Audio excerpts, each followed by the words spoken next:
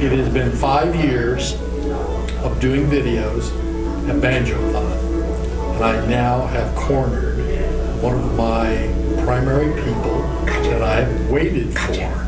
This is Mike Johnson, one of the founding members and true leaders of Banjothon. And we're going to have Mike tell a little bit about his history in the world of bluegrass music, banjo, and how he got started. So, grew up in Florida, yes? Yeah, I did. And I'll let you go from there. Well, that's like in the hotbed of banjo world, Jacksonville, Florida, and my friend John Hedgecoth and I, as teenagers, we both got into the banjo in the folk scare. Yes. And said, "Gosh, that's really, what is that?" You know, that this guy with the Kingston Trio was playing, and this one and that one on hootenanny. Then we heard Earl Scruggs play the banjo. I said, "Oh, that's what banjo playing That's it. We want to do that." So, of course, the biggest task was finding a banjo down there in, say, 1961 or somewhere like that. And we make the joke that we had to learn with pictures of banjos. We didn't even have banjos. We had to learn from with a picture. Right. But I found my first banjo was a harmony with a Bakelite shell. It was a real 5-string banjo. And soon after, my parents bought me an RB 170. And you'd stepped up at that point. Yeah, well, yeah, an open back, thick shell, but it was a Gibson. Right. And then they bought me a Mastertone, an RB 250, a bow tie, and that's one of those banjos. You know, that there was a time in our lives in banjo when we only thought we could own one banjo at a time. You know, you can't. You know, one banjo's got to go to make room for another banjo, and unfortunately, at one point in my progress through banjos and the understanding and learning about what tone is and looking for tone, that one got away from me. I'd like to get that back again. So it's out there somewhere. And no, I don't know what the serial number of that particular RB250 is, which is criminal, but it was a nice one. Yes. And now tell us about the banjo. But the banjo that I have now, this is my life partner here. I was like everybody that learned how to play the banjo and kind of got into it really badly. we knew that the best tone was the big Mastertone banjos, and at some point I began looking for an old flathead Mastertone, and this was about in about 1968, 69, 70, wow. Around in there. Yes. Around 71, Tom McKinney, I was hanging around with Tom. I knew Tom, and Tom always had nice banjos, and he's had a lot of fine banjos and brokered a lot of well-known banjos. We don't, you know, everybody knows where Sonny's Granada came from, and etc. And Tom knew I was looking for an original banjo, and he mentioned that George Groon had this banjo under his bed or something like that, just back in his collection. And this was at the time when George was both kind of collecting and dealing, and maybe not quite decided which he was going to, but had a personal collection. You've all heard that, anybody from that era has heard this phrase, "I don't want to sell that, it's part of my personal collection," which just means I want to sell it, but I'm going to get several thousand more dollars than you want to pay for it. We're talking the right price. Yeah, the right price, yeah, exactly. But I happened to, I was lucky, and in my neighborhood in Jacksonville, Florida, I found a significant Martin guitar. I found a Style 3 Ditson, which is pretty rare in Survivor, yes. And it was in good shape, and I knew he would be interested in that. So I gave him a call when I found out what I had and did a little research, and he was interested, of course, and of course it was just really basically just a D18. I said, yeah, I know. So we talked, and you know, I was going to try to sell or trade it, and Tom had told me that he had a top tension 5-string banjo, and it was in pristine condition, and it was when I got it. It was nearly new. So I said, well, how about let's talk of a trade. What about that? Man, how do you know about that? I said, well, never mind, I know. And we went back and forth. We talked about this, and it's fun to remember this with George, and we talk about it.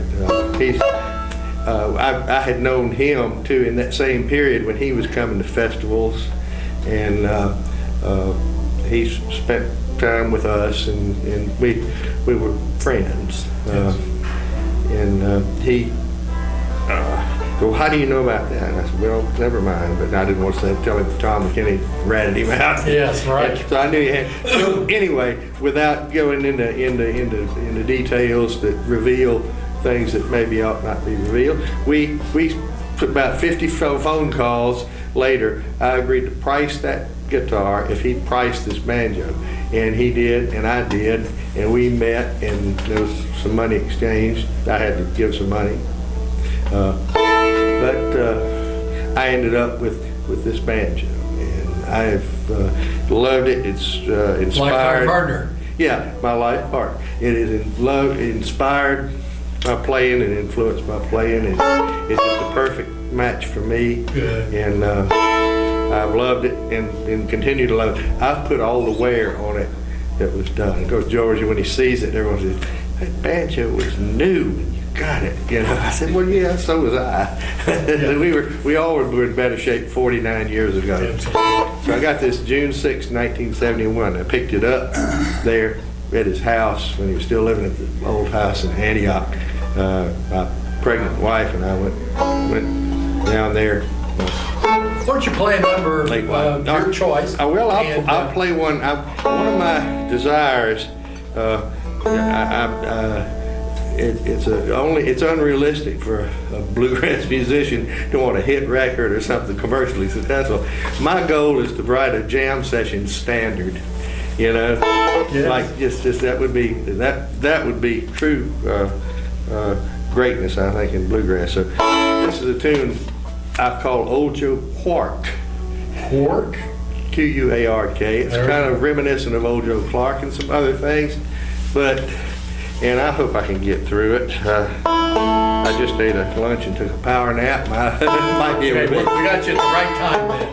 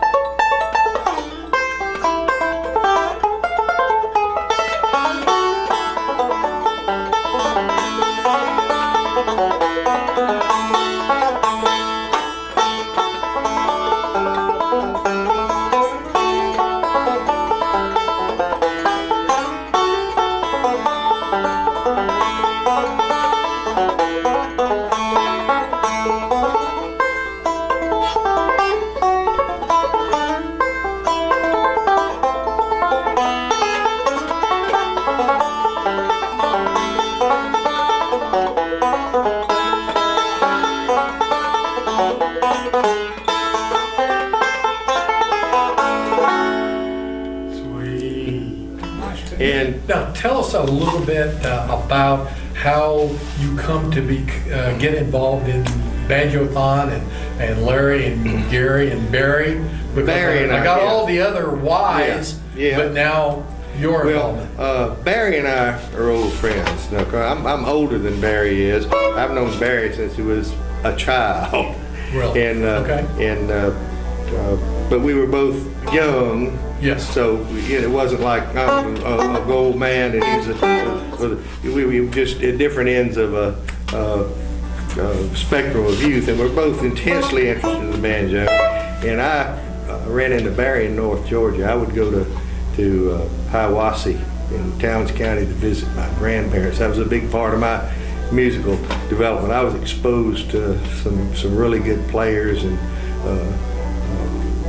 played with and jammed with guys like the Ron and Don Norman at the Hiawassee Georgia Mountain Fair. It was a hotbed. Randall Collins and Curtis Blackwell, Right. Al Osteen, tremendous influence on my playing. I just was amazed at the flow that he could happily get out of the banjo and all of that. But I knew Barry. I've known Barry a long time, and Barry got involved in Banjothon. Barry's been collecting and gathering banjos and.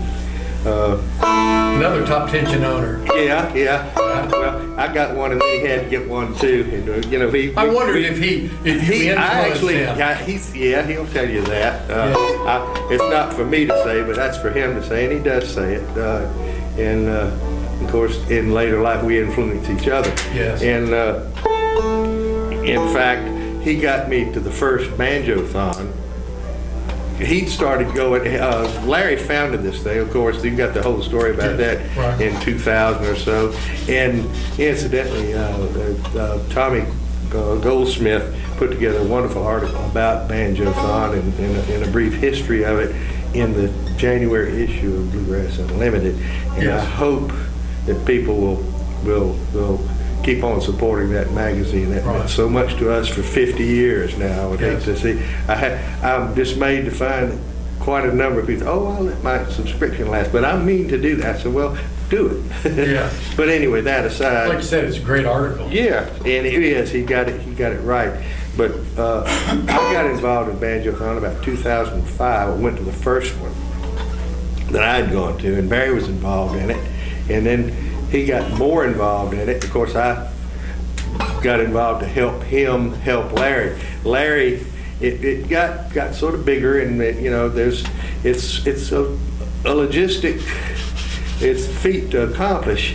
Yes. And it's evolved and grown. It's grown. It's kind of got a life of its own. It's in the world, and where the term unique is overused. It is a unique. It is event. absolutely. There's really nothing quite like it, nothing like and truly unique. And it's not. It's a wonderful opportunity to be a part of something that's unique. Yes. And that's the reason we try to do these videos. I know, and this to is share it with other people. Exactly, and that's the purpose. Who don't. I want people to understand about that. It's people think, these old snooty banjo owners, they've got their nose up. That's not it. That ain't it. We just love these banjos. Absolutely. It's all about the banjos. Everybody's the same. And of course, the camaraderie and the fellowship that's grown with it, and the friendships. Yes. That's a big part of it too. So it's all this big, growing Yes. thing that Banjothon is part family reunion, part living museum, part trading post. Yes. lots of deals and passing of these important custodianship of these instruments. Caretakers. is going to happen, because that's what we are, and we realize this. And some of these younger players that play such amazing music, these banjos, we don't need to. Us gray hairs, we don't need to be buried with these things, not to be morose or anything. Right. Hopefully they'll go to the people who love them and play them and work them to death like we did, and understand why that sound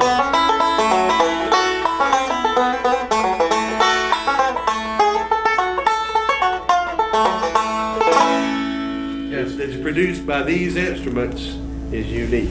There And I is think something about modern it. instruments are wonderful because they set the stage for people later in life who desire or who can acquire instruments. It sets the stage for the interest that they'll have That's in true. the instruments that And we see here. like I said at the beginning, this guided and inspired my playing. It's always made me want to be is Live up to the worthy of it, and try to get the most out of it.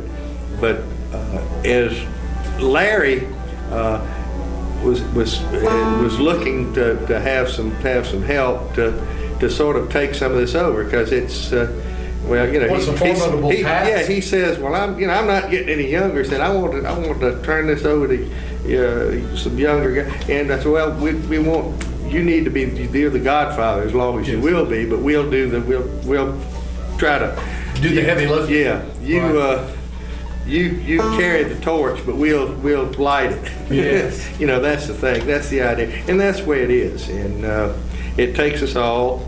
It takes everybody's help too.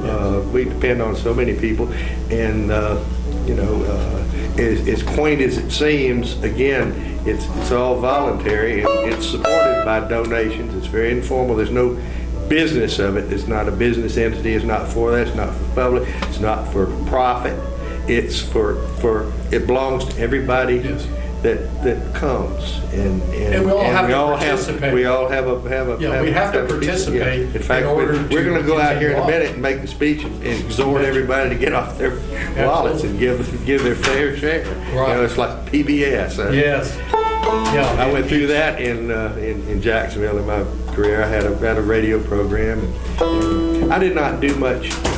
Didn't get out into festivals and things like that much after '74. I was lucky enough to form a band. I played with my mother and a good friend of ours, Glenn Smith. We had a trio. We could work as a trio because he was such a solid player and she was a great bass player. And for bigger jobs, we could always add pieces. You know, we could have everything from three. But we had a core group, and we kind of became the go-to group for bluegrass in the Jacksonville, North Florida area. Right. From about early '70s up through about 2000. We ran that band for about 30 years, but I went to the first IBMA that I ever went to in 2006. I think what's interesting, if people are interested, go to your Facebook page, and the pictures that you have help chronicle very well. Facebook is a wonderful thing. Your history, because you see the pictures of you when you were younger and with your mother. Try to do. Yeah, I know. She just passed away this last year in July, and a lot of people knew her. A lot of the guys we picked with and all that. Hey, take us out with another song. Well, just something.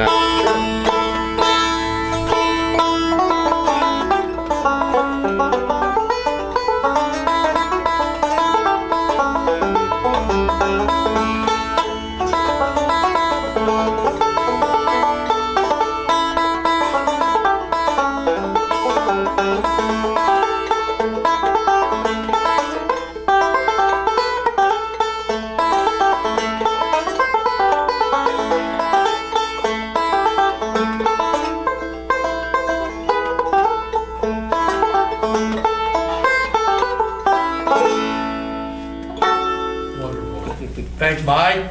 Thank you.